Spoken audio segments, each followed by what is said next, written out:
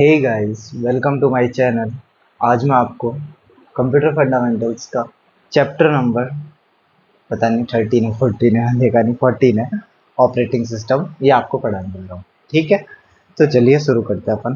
तो मैं इसके पूरे नोट्स बना चुका हूँ, तो अपन नोट से पढ़ेंगे। उसके अंदर मैं एग्जाम ओरिएंटेड जो इसके अंदर मटेरियल है वो एक्सट्रैक्ट करके रख रखा हूँ, वो बाकी मैं आपको समझा दूंगा। ठीक है, तो नोट्स की तरफ चलते हैं अपन। तो ये आ गया नोट्स, इससे अपन चालू करते हैं। Chapter number 14, operating system. ये क्या है, ये देखते हैं। ये एक सिस्टम सॉफ्टवेयर है, जो मैं आपको बताया था ना इससे 2 चैप्टर पहले। एक होता है सिस्टम सॉफ्टवेयर, एक होता है एप्लीकेशन सॉफ्टवेयर। अगर नहीं देखा तो आप चैप्टर 12 की वीडियो देख लीजिएगा। ठीक है, तो उसके अंदर मैंने बताया था एक सिस्टम सॉफ्टवेयर होता है जो कंप्यूटर में इनबिल्ट होता है, जो नेसेसरी होता है कि ये तो जरूरी है ही इसके लिए। ठीक है, तो वो है ये सिस्टम सॉफ्टवेयर। अब अपन नोट्स को पढ़ना चालू करते हैं। इसमें मेंशन कर रहा हूँ सब कुछ। सबसे पहले, provides virtual machine easier than bare machine. Bare machine मतलब होता है जाड़ा मशीन, मतलब एकदम खतरनाक कॉम्प्लिकेटेड जो मशीन है, वो अपने को बहुत ही वर्चुअल तरीके से, बहुत ही अच्छे तरीके से अपने को दिखा देती है। जो मशीन रुपए काटे हैं उनको अपने लिए फूल बना देती है ना। बात को समझो कि मशीन बहुत कॉम्प्लिकेटेड वे में समझती है चीज़ों को, 1 0 और बहुत ज़्यादा कॉम्प्लिकेटेड वे में उसको ह्यूमन रीडेबल फॉर्म के अंदर कन्वर्ट करती है। सिंपल से ऐसा है, ऑपरेटिंग सिस्टम ये होता है। ठीक है, इसमें वर्चुअल मशीन जो होती है, ठीक है, वो इंटरफेस शो करती है। इंटरफेस क्या होता है? इंटरफेस मतलब होता है कि जो भी मशीन समझ रही है ना, जो भी चीज़, उसको ह्यूमन रीडेबल फॉर्म में मॉनिटर के ऊपर शो करना, उसे बोलते हैं इंटरफेस। जैसे आप विंडोज ऑन करते हो तो आपको दिखता है ना आइकन्स वगैरह, असली में वो मशीन नहीं समझ रही, वो सिर्फ कन्वर्टेड है अपने लिए, अपने को दिखा रहा है इजी फॉर्म के अंदर। तो ये करने वाला जो है वो ऑपरेटिंग सिस्टम में है। ठीक है, अब अपन देखते हैं फंक्शन ऑफ ओएस। मतलब मेजरली ये फंक्शन करती है, ये 6 नेसेसरी फंक्शन है जो कि ओएस करती है। इसको अपन धीरे धीरे एक एक चीज एक एक पढ़ेंगे सारे को। पहला है प्रोसेस मैनेजमेंट। जितनी भी प्रोसेस वगैरह होती है इसको अपन आगे डीपली पढ़ेंगे ना, ऊपर ऊपर से बता रहा हूँ आपको। प्रोसेस मैनेजमेंट, जितनी भी अपनी प्रोसेस होती है, प्रोसेस मतलब कि कोई वर्क, कोई है ना क्या बोलते हैं, कोई वर्क जो कि अपनों कंप्यूटर को दे रखा है वो पूरा करने गया है, उसे बोलता है प्रोसेस। आपने कोई भी टास्क दिए उसे बोलते हैं प्रोसेस। टास्क मतलब कुछ ऐड करना, सब्ट्रैक्ट करना, या फिर जो बड़े छोटे सब टास्क है उन्हें बोलते हैं प्रोसेस। तो प्रोसेस को मैनेज करती है। अब आप बोलो मैनेज किस तरीके से, कि सीपीयू को किस टाइप से, किस तरीके से दे। तो सीपीयू तो एक टाइम पे एक ही प्रोसेस लेता है, तो किस हिसाब से दे, कैसे बांटे उनको, सारा मैनेजमेंट ये करती है प्रोसेस का। मेमोरी मैनेजमेंट, मेमोरी मैनेजमेंट मतलब आप अलमारी खोलें, अलमारी के अंदर सीधे कपड़े फेंक दिए, ठीक है, आप इतने नहीं रख पाओगे जितने आप समेट के ऑर्गेनाइज्ड वे में रखोगे। ठीक है, तो वही है मेमोरी मैनेजमेंट। मेमोरी में अगर अपन ऐसे ही रखेंगे हर जगह, तो अपनी मेमोरी बहुत ज़्यादा वेस्ट होगी। उसको सही करने के लिए, उसको और ज़्यादा बचाने के लिए मेमोरी को ये मेमोरी मैनेजमेंट करती है, अच्छे से जचाती है डेटा को कैसे रखना चाहिए कैसे नहीं। फिर आता है फाइल मैनेजमेंट, है ना। फाइल्स जो है कैसी हायरार्की में होनी चाहिए, है ना। हायरार्की मतलब जैसे एक फाइल, उसके अंदर दूसरी फाइल, जैसे आप देखते होंगे फाइल आप लोकल डिस्क, सी डी, इनके अंदर स्टोर करते हो। फिर इनमें जैसे माई फोटोज, फोटोज के अंदर आपके अलग अलग नाम से फोटोज है, कि इसकी फोटोज अलग है, इसकी अलग है। तो एक मतलब हायरार्की बन रही है आपके, कि पहले ये इनहेरिट इनहेरिट होते जाए, मतलब हायरार्की बन रही है बेसिकली, कि मतलब पहले इसके अंदर गए फिर इसके अंदर। तो वो सब फाइल मैनेजमेंट करती कौन है? OS, operating system. ठीक है, डिवाइस मैनेजमेंट, है ना, ये अपन आगे देखेंगे। डिवाइस मैनेजमेंट, सिक्योरिटी, सिक्योर रखती है आपके उसको, किसको? कंप्यूटर को, तभी तो उसके अंदर पासवर्ड वगैरह है, और जितनी चीज़ है वो सब आप कैसे कर सकते हो? ओएस के थ्रू, सिक्योरिटी। कमांड इंटरप्रिटेशन, ये भी अपन आगे देखेंगे, आगे मैं इनको अच्छे से समझाऊंगा, यहाँ पे नहीं समझा सकता। ठीक है, इन दोनों को अच्छे से। तो अब अपन देखते हैं सिस्टम परफॉर्मेंस टर्म। तो इसमें देखो सबसे पहले आता है थ्रूपुट। अब थ्रूपुट क्या होता है? थ्रूपुट का मतलब सिंपल सा ये है कि आप किसी एक यूनिट टाइम के अंदर, अब यूनिट टाइम में क्या बोल रहा हूँ, 1 सेकंड के अंदर आपकी 1000 प्रोसेस रन हो रही है, वहीं 1 सेकंड में आपकी 1500 प्रोसेस रन हो रही है। तो आप क्या चाहोगे कि 1500 प्रोसेस सीपीयू में जाके एग्जीक्यूट हो, या फिर 1000 प्रोसेस जाके एग्जीक्यूट हो? आप चाहोगे ज्यादा से ज्यादा हो। इंसान का लालच कम थोड़ी होता है, आप तो चाहोगे ज्यादा से ज्यादा 1 लाख हो जाए, 2 लाख हो जाए 1 सेकंड के अंदर। पर ये 1 सेकंड में नहीं निकाल जाता, इसकी टर्म है 1 घंटे में। 1 घंटे में जितनी प्रोसेस एग्जीक्यूट हुई उसे बोलते हैं अपन थ्रूपुट, है ना। Amount of work at per unit time, इसमें जो पर यूनिट टाइम दे रखा है वो दे रखा है पर आवर। मतलब मेजर्ड एज, कैसे मेजर किया जाता है, number of processes per hour. 1 घंटे में कितनी लाख करोड़ कितनी प्रोसेस आपकी एग्जीक्यूट हुई उसे बोलता है थ्रूपुट। तो आप क्या चाहोगे, ज्यादा से ज्यादा थ्रूपुट हो, ज्यादा से ज्यादा प्रोसेस एग्जीक्यूट हो। तो थ्रूपुट अपन ज्यादा से ज्यादा चाहते हैं। 3 चीजें देखो, थ्रूपुट, टर्न अराउंड टाइम और रिस्पॉन्स टाइम। ठीक है, अब अपन चलते हैं टर्न अराउंड टाइम में। देखो एक चीज मैं आप बता दूं ये दोनों पढ़ाने से पहले, एक प्रोसेस जो होती है ना, वो सबसे पहले सीपीयू के पास आती है। ठीक है, अब वहां पे ये अकेली प्रोसेस थोड़ी है, यहाँ पे और भी बहुत सारी प्रोसेस है, लेट से 50 प्रोसेस हो रहे हैं। ठीक है, फिर उसके बाद में सीपीयू एक एक को लेके एग्जीक्यूट कर रहा है। अब आप बोलोगे कैसे लेगा, जो सबसे पहले आया वो सबसे पहले जाएगा। उसकी क्या है, कुछ एल्गोरिथम्स होती है, वो आप ओएस और डीप में पढ़ोगे तो आपको पता लगेगा। फर्स्ट इन फर्स्ट आउट, और भी बहुत सारे, लास्ट इन फर्स्ट आउट, अलग अलग एल्गोरिदम्स होती है, तो उस हिसाब से प्रोसेस एग्जीक्यूट होती है। तो ये प्रोसेस यहाँ पे आई, तो इसको कुछ वेट करना पड़ेगा ना। लेट से एक प्रोसेस, लेट से अपन ऐसे बोल दिए, जो सबसे पहले प्रोसेस आएगी वो सबसे पहले सीपीयू के पास एग्जीक्यूट होगी। ठीक है, तो ये प्रोसेस 50वें नंबर पे आई, तो इसको वेट करना पड़ेगा कुछ, तो वो होता है वेटिंग टाइम। फिर सीपीयू में एग्जीक्यूट होने में भी कुछ टाइम लगेगा, उसे बोलता है एग्जीक्यूटेबल टाइम। ठीक है, हाँ, तो ये हो गया पहले वेटिंग टाइम फिर एग्जीक्यूटेबल टाइम। ठीक है, अब अपन पढ़ते हैं इसका दूसरा टर्म, टर्न अराउंड टाइम क्या होता है। Complete time from submission to executed result, मतलब अपनों ने इसको सबमिट कर दिया, फिर उसके बाद में एग्जीक्यूट हुई है, उसका पूरा का पूरा जो टाइम है उसे बोलते हैं टर्न अराउंड टाइम। बेसिकली अपन कहें तो ये एग्जीक्यूटेड टाइम जो होता है ना, वो होता है टर्न अराउंड टाइम, कितना आपको टाइम लगा एग्जीक्यूट होने में। फिर आता है response time, sorry, I am so sorry, इसके अंदर क्या है, टर्न अराउंड टाइम जो है ना, अच्छे समझो, टर्न अराउंड टाइम होता है waiting time plus executive time, waiting time plus executing time. और रिस्पॉन्स टाइम क्या होता है, only executing time, no waiting time and all. मतलब एग्जीक्यूट जो हो रही है, एग्जीक्यूटिंग टाइम जो है, मतलब अच्छे से समझो, देखो मैं बता देता हूँ। एग्जीक्यूटिंग टाइम का मतलब होता है रेस्पॉन्स टाइम। रेस्पॉन्स टाइम मतलब जितना टाइम सीपीयू को एग्जीक्यूट करने में लग रहा है उसे बोलते हैं response time. Turn around time होता है waiting time plus executing time. ठीक है, ये टर्न अराउंड टाइम, ये रेस्पॉन्स टाइम। ठीक है, तो अपन क्या चाहते हैं, थ्रूपुट, अब ज्यादा से ज्यादा हो थ्रूपुट, ज्यादा से ज्यादा प्रोसेस एग्जीक्यूट हो। टर्न अराउंड टाइम कम से कम हो, टर्न अराउंड टाइम मतलब एग्जीक्यूट और वेटिंग टाइम अपने कम से कम लगेगी, कम से कम वेट करना पड़े, कम से कम में एग्जीक्यूट हो जाए। रिस्पॉन्स टाइम कम से कम हो, एग्जीक्यूट होने में कम से कम टाइम लगे। तो ये अपने डिजायरेबल, ये अपन चाहते हैं। ठीक है, अब देखो जो अपने ने शुरू में पढ़ा था प्रोसेस मैनेजमेंट, इसको अपन देखना है। तो देखो ये दे रखा है प्रोसेस मैनेजमेंट। ठीक है, इसमें अपन हिस्ट्री की बात करते हैं, पहले सबसे पहले कैसे प्रोसेस होते थे। ठीक है, तो पहला है मैनुअल लोडिंग मैकेनिज्म, इसके बाद आप देखोगे तो दूसरा है बैच प्रोसेसिंग।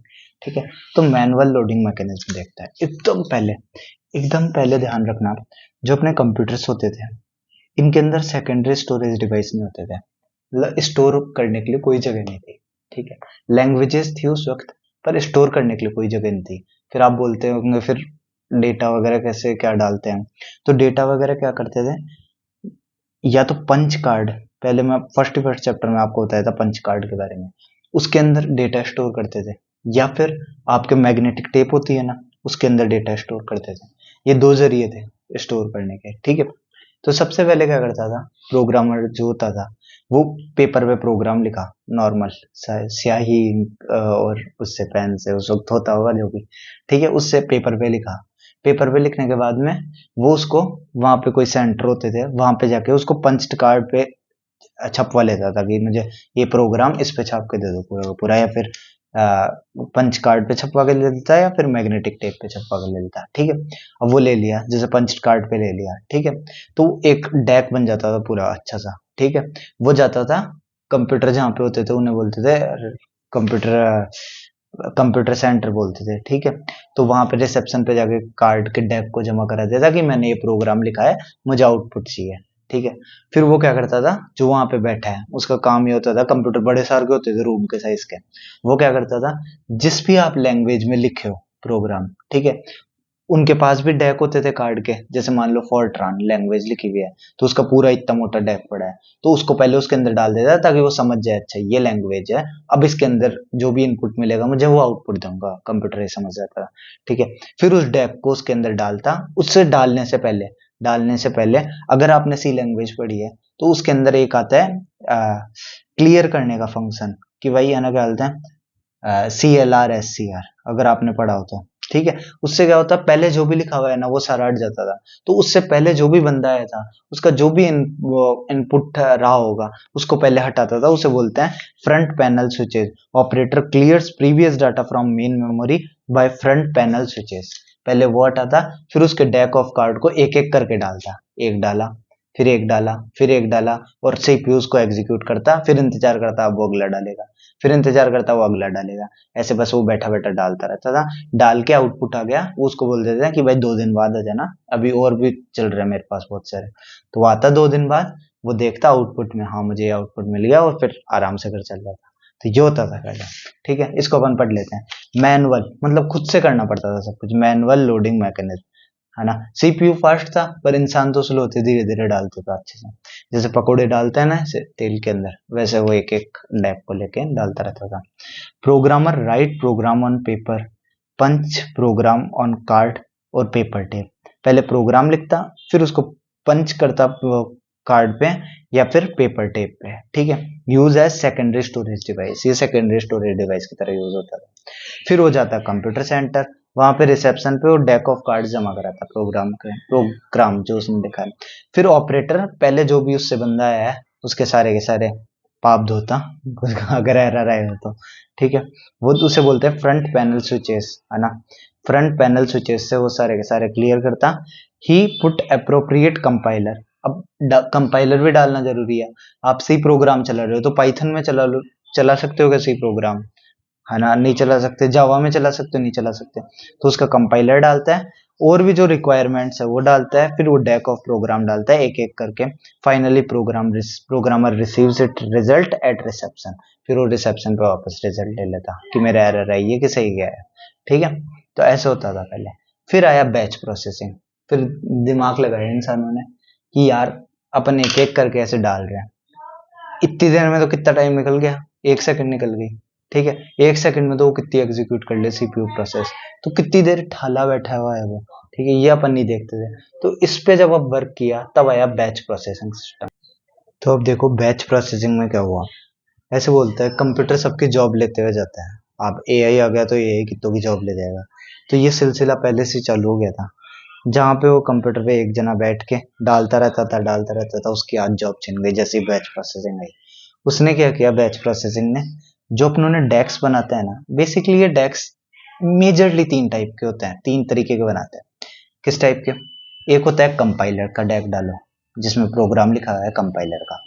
एक डेक डालो आपने जो प्रोग्राम लिखा है वो। एक डेक डालो कि आपने जो हार्डवेयर चाहिए, आपको क्या क्या चाहिए, कि भाई आपको कीबोर्ड चाहिए, आपको कीबोर्ड तो क्या चाहिए होगा, आपको मॉनिटर चाहिए, आपको प्रिंटर चाहिए, क्या चीज चाहिए आपको यूज में लेने के लिए, वो हार्डवेयर कंपोनेंट बताओ। मेजरली ये 3 होते थे, इसके अलावा भी और होते थे। तो अब क्या हुआ, उन सब डेक को एक साथ कंबाइन कर दिया गया और फिर डाल दिया गया। फिर आप बोलो क्या समझेगा वो, कहाँ क्या कंफ्यूज हो जाएगा, कंपाइलर में घुस गया। तो उसको डिफ्रेंशिएट करने के लिए एक लैंग्वेज, उसके ऊपर एक स्पेशल कैरेक्टर लगा देते हैं। जैसे ये डेक है, डेक के ऊपर एक और पंच कार्ड लिए, उस पे जैसे एक स्पेशल कैरेक्टर इसको इनबिल्ट कर दिया, उसके अंदर डाल दिया, है ना, पंच कार्ड में, ठीक है। तो इसका मतलब वो समझ जाएगा कि यहाँ से मेरा कंपाइलर चालू हो गया। कोई दूसरे सिंबल की ऐसा डाल दिया, ये वाला सिंबल का बाइनरी कोड उसके अंदर पंच करके डाल दिया, मतलब वो समझ जाएगा अच्छा मेरे हार्डवेयर डिवाइसेस की नीट यहाँ से चालू हो गई, ठीक है। तो इनको समझाने के लिए कुछ सिंबल्स लाने लगे, फिर एक साथ पूरा डेक डाल देगा, वो धड़ाधड़ एक एक को पूरा पूरा का पूरा एग्जीक्यूट कर देगा। तो ये जो अपन कैरेक्टर्स डाल रहे थे ना, इसको एक लैंग्वेज का नाम दिया गया JCL, ठीक है। तो अब इससे क्या हुआ, प्रोसेसर को कम टाइम लेना पड़ रहा है, मतलब प्रोसेसर अब आइडियल ठाला कम बैठ रहा है, अब सीधा सीधा जो आ रहा है एग्जीक्यूट कर दे रहा है, ठीक है, पर इस टाइम पे भी आइडल बैठा हुआ था सीपीयू। आप सोचोगे कैसे, वो मैं आपको आगे बताऊंगा, अगले प्रोसेस में आपको इसका ड्रॉबैक पता लगेंगे। तो अपन ये पढ़ते हैं, operator batched all programs periodically and loaded them together. ठीक है, बस उस एक बार सीधा का सीधा डाल दो, अब एक एक करके डालने की जरूरत नहीं है। Here CPU ideal time reduces. ठीक है, एक लैंग्वेज आई जेसीएल या फिर कंट्रोल स्टेटमेंट, जिसे बोलता है job control language, to differentiate in actual program and compiler hardware devices need printed on deck of cards by providing a special character at starting of card। ठीक है, जैसे कि ये सिंबल है डॉलर, ये सब ये यूज करता है आईबीएम का जेसीएल, जो आईबीएम एक कंपनी है उसका जेसीएल ये कैरेक्टर्स यूज करता है। ठीक है, तो अब देखो आई मल्टी प्रोग्रामिंग, अब ये क्या करता है इसको पहले मैं समझाता हूँ। देखो, बैच ऑपरेटिंग सिस्टम का डिसएडवांटेज ये था, कोई भी चीज अगर एग्जीक्यूट होती है तो उससे पहले वो रैम के अंदर आती है। ठीक है, तो इसके अंदर क्या था, रैम में एक प्रोसेस एक ही टाइम पे आती थी। वो लोग इससे भी क्या मतलब है, सीपीयू के पास तो जाना ही है। पर दिक्कत यहाँ पे आती है आईओ ऑपरेशन में, मतलब ये ऐसा ऐसी प्रोसेस है जिसके अंदर इनपुट चाहिए यूजर से। अब ये जाएगी, फिर हमें ये सीपीयू बोलेगा इनपुट चाहिए, तू वापस जा इनपुट लेके आ। फिर इनपुट ले रही है, तब तक सीपीयू ठाला बैठा है आराम से, है ना। फिर यूजर अच्छे से क्या इनपुट करूं, मैं कर देता हूँ 5 6 7, नहीं नहीं 8, लो भाई 10 सेकंड निकल गए, तब तक ये ठाला ही बैठा है, तब कितनी कर देता। तो ये चीज इस वक्त डिसएडवांटेज कर रही थी, है ना। मतलब यूजर की जो मेन मेमोरी है उनमें एक प्रोसेस एक ही टाइम पे आती थी। ये दोनों में था, मैनुअल लोडिंग में भी यही था, इसमें भी यही, बैच प्रोसेसिंग में भी यही था। ये खत्म करने के लिए आया मल्टी प्रोग्रामिंग। मतलब यूजर की जो, देखो मेन मेमोरी के अंदर दो चीजें रहती है, सिर्फ दो चीजें रहती है मेजरली। एक होता है अपना ऑपरेटिंग सिस्टम। ऑपरेटिंग सिस्टम मतलब जो अपन पढ़ रहे हैं, इसको चलाने के लिए कंप्यूटर को बेसिक सबसे ज्यादा जरूरत, मेन नीड जो होती है, मतलब हम घर बनाए, घर बनाने के लिए एकदम बेसिक से बेसिक नीड क्या है कि नींव तो चाहिए, अपने को नींव तो लगानी पड़ेगी।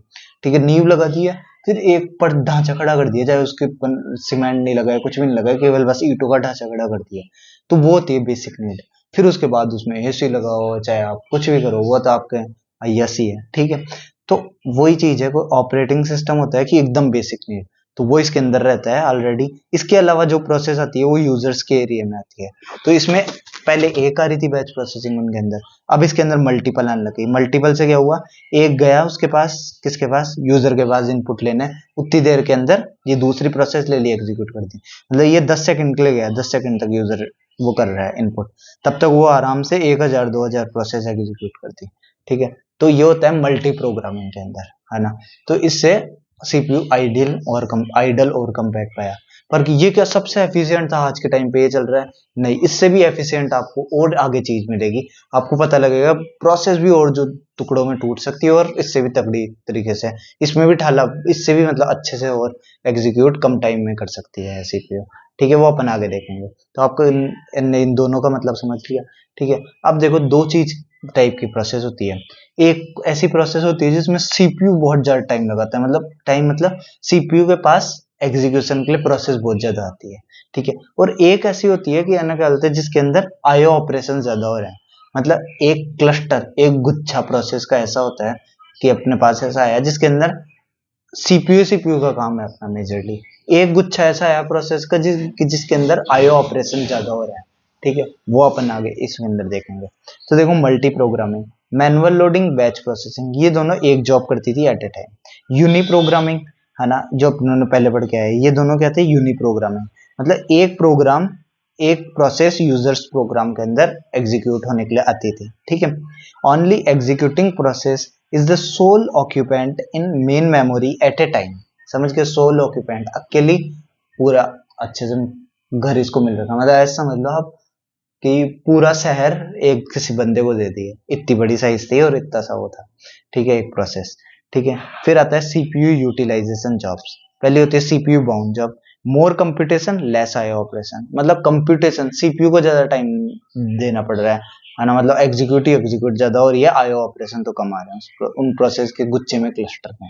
आईओ बाउंड जॉब जिसके अंदर आईओ ऑपरेशन ज्यादा हो रहे हैं, सीपीयू से एग्जीक्यूट होने कम ही आ रही है, प्रोसेस एग्जीक्यूट हो रही है पर बहुत कम, आईओ ज्यादा आ रहा है बार बार कि इनपुट लो इनपुट लो। ठीक है, फिर आता है यूनिप्रोग्रामिंग, अपनों ने वही पढ़ चुका। CPU is ideal when IO operation perform, जब आईओ ऑपरेशन हो रहा है तब सीपीयू ठाला बैठा है, ठीक है। फिर आता है मल्टी प्रोग्रामिंग, इसके अंदर क्या होता है, runs in interleaved staggered fashion, English के दो वर्ड हैं फैंसी, कि एक के बाद एक इनपुट में गया तब दूसरा आ गया, फिर एक इनपुट में गया दूसरा आ गया एग्जीक्यूट होने, उसे बोलते हैं इंटरलीव्ड, एक को छोड़ के एक, स्टैगर्ड फैशन, ठीक है।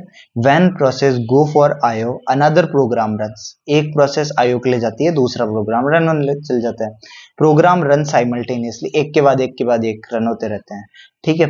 Multi user program in user are resides in main memory, बहुत सारे यूजर्स के प्रोग्राम एक साथ रहते हैं यूजर्स की मेमोरी में, पहले जो सोल ऑक्यूपेंट था वो मल्टी ऑक्यूपेंट है, ठीक है।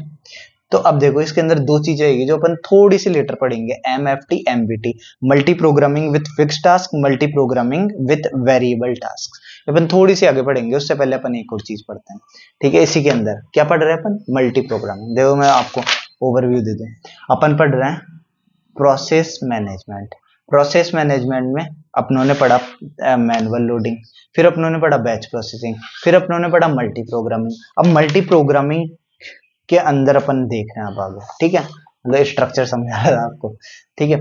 अब देखो ये एक डायग्रामेटिकली इसको रिप्रेजेंट करा गया है कि कैसे चलता है। ये प्रोसेस समझो, सबसे पहले हुई रेडी, तैयार हुई, तैयार मतलब अब आप सोचोगे तैयार मतलब वो जो क्यू है उसके अंदर जिसमें और प्रोसेस पड़ी है, ठीक है, उससे निकल के अब इसका टाइम आ गया कि बेट अब तेरा टाइम आ गया, अब तू आ, ठीक है। तो वो हो गई रेडी, ठीक है, हाँ मैं रेडी हूँ, तैयार हूँ मैं एग्जीक्यूट होने के लिए।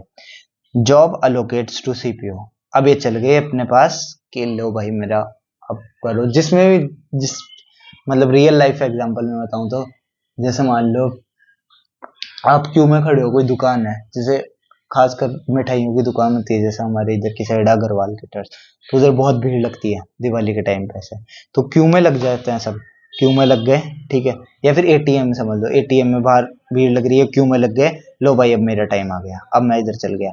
तो ये रनिंग प्रोसेस मतलब अब एग्जीक्यूट हो रही है वो प्रोसेस सीपीयू से, ठीक है, एग्जीक्यूट हो रही है, एकदम से आईओ ऑपरेशन अगर आ गया तो ये चल जाएगी, ब्लॉक्ड हो जाएगी, उसे बोलते हैं ब्लॉक्ड, ठीक है। फिर आईओ इनपुट दे दिया किसी ने कि 56, फिर वो वापस किस में जाएगी, अब रनिंग में जाएगी, अब रेडी में जाएगी। क्यों जाएगी रेडी में, क्योंकि उससे पहले कोई दूसरी प्रोसेस ये रन करने लग गया, किसमें, मल्टी प्रोग्रामिंग के अंदर, ठीक है। तो ब्लॉक्ड हो गई, अगर वो ब्लॉक्ड हो गई तो फिर वो रेडी में ही जाएगी, रेडी से ही ब्लॉक रनिंग में जाएगी। अब रन हो गई, रन होती फिर आती है एक टर्मिनेट स्टेट, जो कि मैंने बता रखा है इसके अंदर, टर्मिनेट मतलब आगे खत्म हो चुकी है, ठीक है।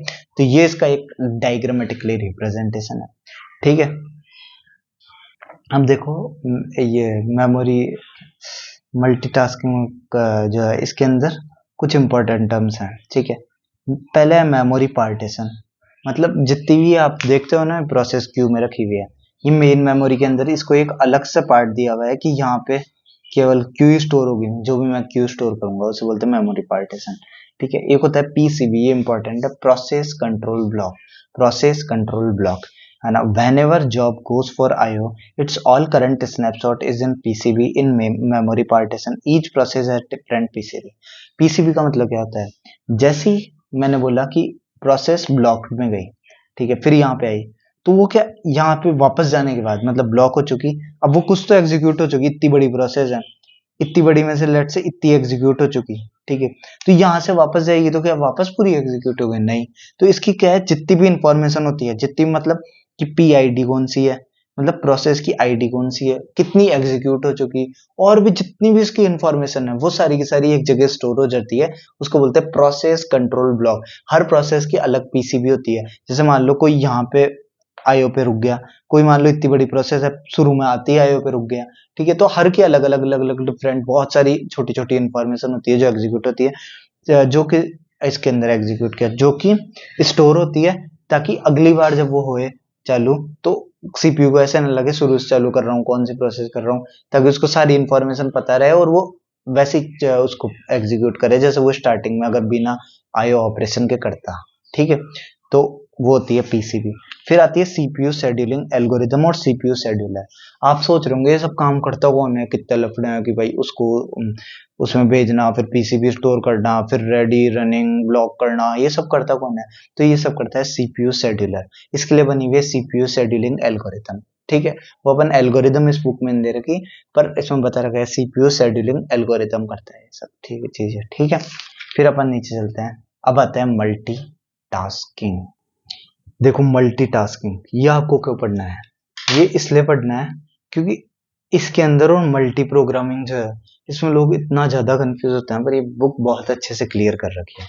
ठीक है, एकदम सेम है यार, लगभग सेम है, सब कुछ चीजें सेम है इन दोनों के अंदर।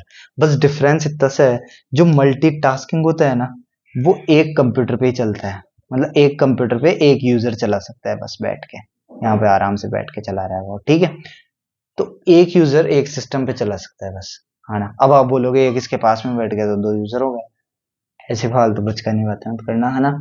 तो एक सिस्टम पे एक वो चलता है, ठीक है, ऑपरेटिंग सिस्टम सारा का सारा पूरा कंप्यूटर चल रहा है, वो होता है मल्टीटास्किंग।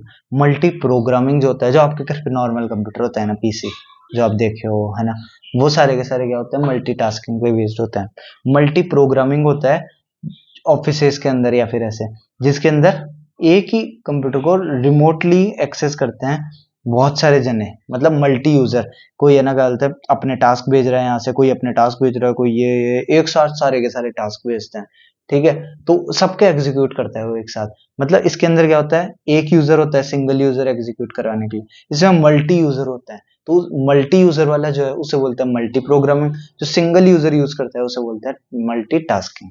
ठीक है, interleaved execution of multiple job in single user system, single user system multitasking, multi user system multi programming। ठीक है, here we can do partition of window, मतलब एक कंप्यूटर के अंदर अपन अलग अलग चीजें कर सकते हैं, कि गाने सुन रहे हैं साथ में एमएस ऑफिस भी यूज कर रहे हैं। ठीक है, एक सिस्टम पे अपन मल्टीपल चीजें यूज कर सकते हैं, पर मल्टीपल यूजर्स एक सिस्टम को यूज नहीं कर सकते एग्जीक्यूट करने के लिए, अलग अलग ऑपरेशन दे रहे हैं, समझ के? ये इसके अंदर डिफरेंस है। फिर आता है मल्टी थ्रेडिंग। अब देखो मल्टी थ्रेडिंग में क्या है, मैंने आपको जब मल्टी प्रोसेसिंग वो बैच प्रोसेसिंग आया था, तब मैंने आपको एक चीज बताई थी कि क्या ये फाइनल है, इससे अच्छे और प्रोग्राम आएंगे। फिर आपको पता लगा मल्टी प्रोग्रामिंग है, फिर आपको पता मल्टी टास्किंग भी है। अब मल्टी टास्किंग मल्टी प्रोग्रामिंग एक जैसे से ही है। अब आता है मल्टी थ्रेडिंग, ये इस कॉन्सेप्ट को एक अगले नेक्स्ट लेवल पे ले जाता है। मतलब अब क्या होता है, सीपीयू आइडल बैठना तो छोड़ दिया, ठीक है, पर फिर चाहते हैं इंसान कि और ज्यादा टाइम कम करें। अब वो टाइम कैसे और कम करें, तो उसके लिए उन्होंने क्या चीज नोटिस की, वो आप देखें गौर से। एक प्रोसेस जो होती है ना, ठीक है, उसके अंदर उन्होंने देखा कि बहुत सारी चीजें ऐसी है जो कि हर प्रोसेस में एक फिक्स सेट ऑफ इंस्ट्रक्शंस अपन भेजते हैं। ठीक है, एक आपने एडिशन का प्रोग्राम बना के भेजा, तो उनके अंदर हर प्रोसेस के अंदर एक तीन चार चीजें ऐसी है जो कि हर में कॉमन आ रही है, और चार ऐसी चीजें हैं जो हर में यूनिक आ रही है। ठीक है, फिर उनको पता लगा यार चार चीजें ऐसी है जो कॉमन हर में आ रही है, तो बार बार कॉपी हो रही है। तो मान लो 1 करोड़ प्रोसेस है, तो 4 करोड़ 1 करोड़ प्रोसेस है, तो 4 करोड़ ऐसी बार बार कॉपी हो गए, जो कि नहीं होने चाहिए थे, जो कि 1 करोड़ बार ही होने चाहिए थे। ठीक है, तो वो क्या हुआ, एक्स्ट्रा टाइम लेगी एग्जीक्यूट होने में। तो उनको क्या किए, एक प्रोसेस के भी फिर एक्स्ट्रा में टुकड़े कर दिए, जिसके अंदर वो चीजें कॉमन रही हर प्रोसेस के अंदर, और बाकी चीज एग्जीक्यूट हो गई जो कि अलग है, डिफरेंट है। ठीक है, तो वो क्या चीजें कॉमन क्या चीजें अलग है, उनके बारे में अपन देखते हैं। ठीक है, तो एक बार पढ़ लेते हैं। When ever a process has created a lot of extra things has also created many of the processes has many things common, so to remove this redundancy,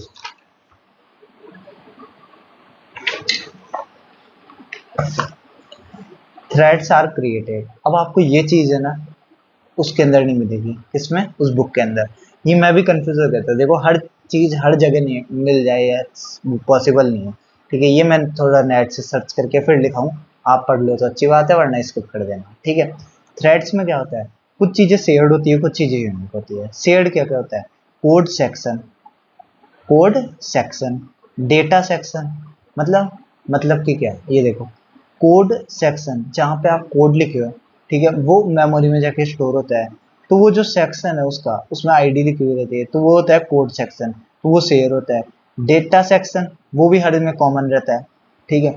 OS resource, OS क्या क्या चाहिए, जैसे आपने एक प्रोग्राम बनाया addition का, अब उसमें अपने को पता है क्या क्या रिसोर्स चाहिए, कि भाई कीबोर्ड अपने को चाहिए कि एक इनपुट देने के लिए, ठीक है, और कुछ भी नहीं चाहिए। तो ओएस क्या क्या रिसोर्स लेगा, तो सब प्रोसेस में सबको पता है कीबोर्ड ही लेगा, तो बार बार उसको कॉमन लाने की क्या जरूरत है। ठीक है। हीप क्या होता है, हीप में आपको सिंपली बता दूं तो एक डायनेमिकली मेमोरी होती है, जिसको आप श्रिंक एक्सपांड कर सकते हो, है ना। मतलब इसको आप रन टाइम पे, मतलब सिंपल में वर्ड्स में कहूँगा तो प्रोग्राम जब अपना रन होता रहता है, उस वक्त आप मेमोरी ला भी सकते हो, मेमोरी उसमें से हटा भी सकते हो। ठीक है, प्रोग्राम रन होते वक्त ही। ठीक है, उसे बोलते हैं हीप। बाकी इसके बारे में और डीप में आपको बाद में बता दूंगा। ठीक है।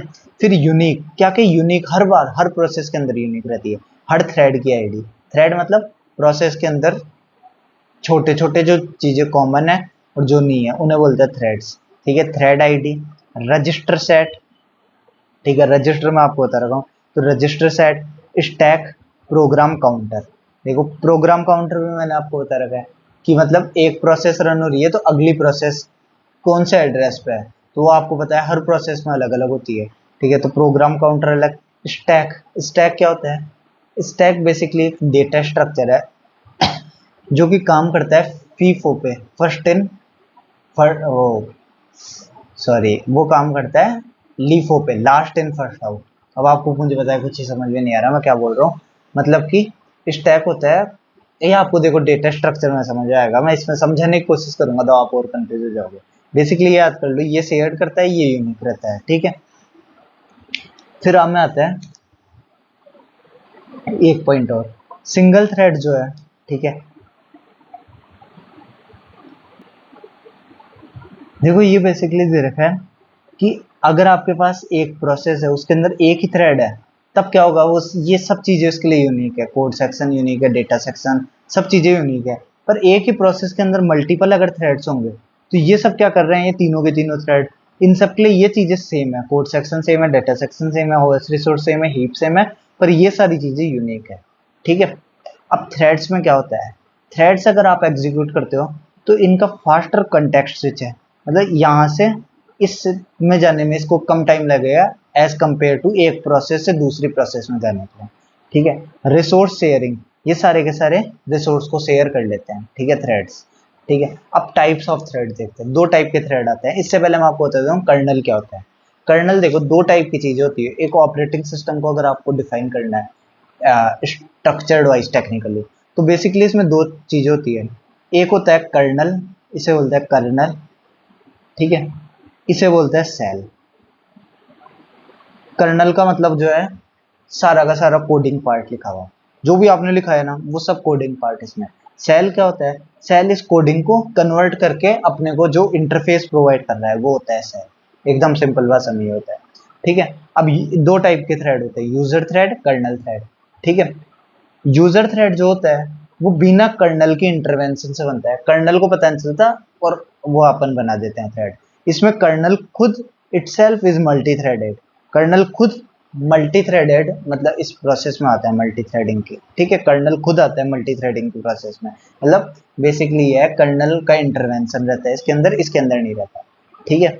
Context switch is very fast, context switch मतलब एक थ्रेड से दूसरे थ्रेड में जंप करना फास्ट होता है यूजर थ्रेड में, कर्नल थ्रेड में स्लो होता है। क्यों स्लो होता है, क्योंकि पहले कर्नल से परमिशन लो, फिर वो बोलेगा, फिर आप में आप उसको कर सकते हो। ठीक है। If one thread is blocked, OS blocks entire process.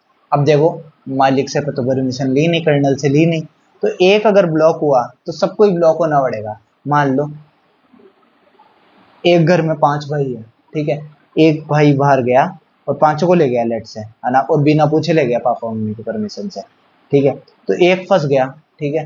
अब वो पांचों के पांचों छोड़ के आ नहीं सकते कि मम्मी पापा को पता नहीं है अब क्या करें, तो पांचों के पांचों फंस गए एक तरीके से।